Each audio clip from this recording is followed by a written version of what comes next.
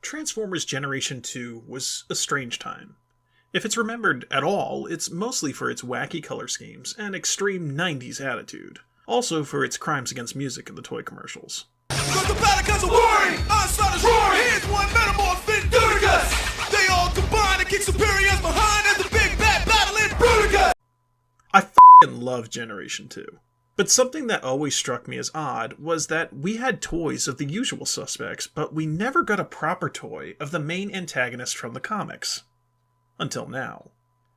This is Legacy Jhiaxus, leader of the second generation of Decepticons. And I'm still kind of shocked that it took nearly 30 years for us to get a toy of him. Sure, there were a few figures to sport the name scattered throughout the decades, but this is the first one to actually represent him in all his G2 extreme 90s glory. I love the subtle details of this figure, like the exposed wires in the legs, and the teeny tiny Generation 2 Decepticon logo on his chest. Everything about Jhiaxus defies logic. He somehow looks both slim and powerful at the same time. His color scheme looks less like a Decepticon warlord and more like a cheap Christmas ornament. Honestly, nothing about his design or colors should work.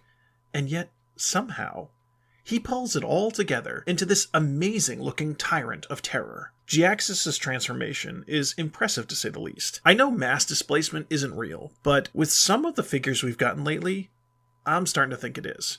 He just keeps unfolding, rotating and flipping, when suddenly you have in your hands an almost perfect super sleek Cybertronian jet. I say almost perfect because there is one glaring flaw with this mode. It looks awesome until you do this. I'm usually forgiving of hollow parts, but this is a bit much.